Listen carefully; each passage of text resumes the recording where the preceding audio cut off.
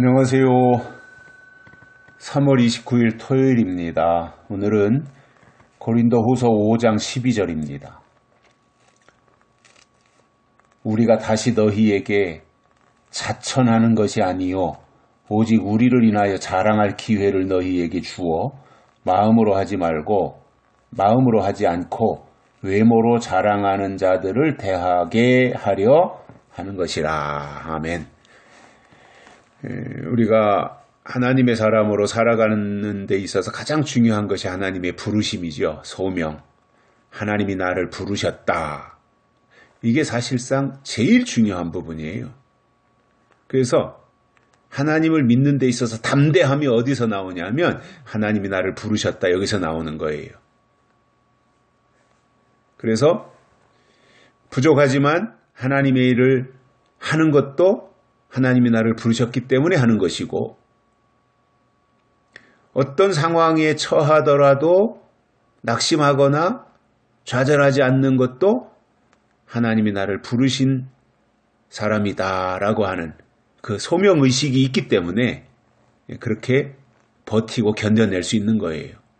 어떤 때는 쥐구멍이라도 들어가고 싶을 때가 있잖아요. 그런데 그런 가운데서도 그래도 그것을 이겨낼 수 있는 힘이 어디서 나와요? 하나님이 나를 부르셨다라고 하는 겁니다. 때로는 여러 가지 인간적인 실수나 이런 것들 때문에도 참 괴롭고 고통당할 때가 있잖아요. 그런데 그런 가운데서도 그것을 이겨낼 수 있는 힘이 어디서 나오는 거예요? 하나님이 나를 부르셨다라고 하는 이 소명의식에서 나오는 거거든요. 그래서 하나님의 사람은 하나님의 것으로 살아가는 사람들이고, 하나님의 것으로 살아갈 때 하나님이 그들에게 주시는 은혜가 있다고 하는 것을, 그 하나님이신 은혜를 경험하며 살아가는 것이 하나님의 사람들인데, 바울은 오늘 본문에서 이런 말씀을 합니다. 우리가 다시 너희에게 자천하는 것이 아니요 다시 너희를 추천하는 것이 아니다 이겁니다. 먼저 한번 추천했는데 또 너희를 추천하려고 하는 것은 아니다. 그럼 뭐냐라는 거예요? 그럼 뭐예요? 오직 우리를 인하여 자랑할 기회를 너희에게 주어. 자랑할 기회를 너희에게 주기 위해서 너희를 추천한다라는 겁니다. 아니 그러면은 이게 자랑이라고 하는 것이 있잖아요. 자랑하려면 자랑할 거리가 있어야 되잖아요. 뭔가 나에게 남들과 다른 뭔가가 있어야 자랑하지요. 남들보다 뭐 돈이 많다든가, 남들보다 인물이 뛰어난다든가, 남들보다 좋은 집에 산다든가, 뭐 이러한 뭔가가 있어야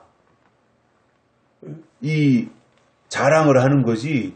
아무것도 없이 자랑할 것이 없는데 오히려 딴 사람들 만나기만 하면은 딴 사람들은 다 어떤 대범하고 뭔가 다 갖추어진 가운데서 사니까 오히려 그 앞에 가면 작아지고 주눅이 드는 그 상황인데 무엇을 자랑하라는 거예요.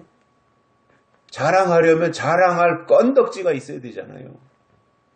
전혀 그런 것이 갖춰지지 않고 있다면 자랑 못하는 겁니다. 그냥 남이 말할 때 저 구탱이에서 듣고 마는 거지. 무슨 뭐 좋은 아파트에서 산다든가, 뭐 명품 백을 가지고 있다든가, 뭐 좋은 부모를 만나서 물려받은 재산이 많다든가, 아니면 자식들이 뛰어나게 잘 돼가지고 잘 나간다든가, 뭐 이런 것이 갖춰질 때 자랑도 하는 것인데, 바울은 무턱대고 그냥 너희를 추천한 것은 자랑할 기회를 너희에게 주려는 것이다 이렇게 말씀하고 있어요. 그런데 현재만 보면 자랑할 것이 없는데 바울이 지금 추천해서 보내면서 자랑할 기회를 너희에게 준 것이다 이렇게 말씀하고 있으니까 뭐 자랑할 거리를 이제 바울이 주겠지요. 하나님이 주시겠지요.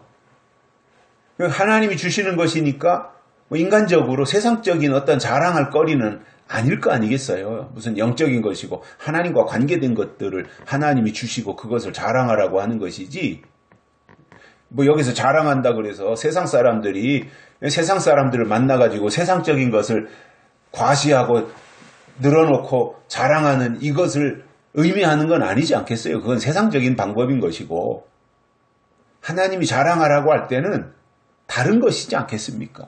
자, 그러면 무엇을 자랑하려고 했는지 이렇게 오늘 본문 내용에서 보니까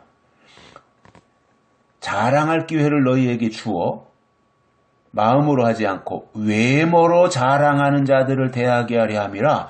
그러니까 그 자랑하라고 보냈는데 그 바울이 지금 보내는 이 사람들이 만나서 자랑할 대상이 누구냐 하면 외모로 자랑하는 자들을 대하여 자랑하게 하려 함이라 이렇게 말씀하고 있어요. 그러니까 외모를 자랑하는 자들에게 바울이 지금 추천해가지고 보내서 그들 앞에 가서 자랑하라는 거잖아요. 자, 그러면 여기서 외모를 자랑하는 사람들을 보면 아마 외적으로 뭔가 잘 갖춰진 사람들이겠죠. 뭐 인물이 잘났다든가 뛰어나게. 이런 사람들. 그러니까 이런 사람들은 좀 어디 가도 외모가 이렇게 잘 갖춰진 사람들은 어디 가도 자신감이 있어요. 그러니까 그 외모가 뒷받침이 되니까 거기서 그 기본 점수를 따고 가는 거지요. 외모에서.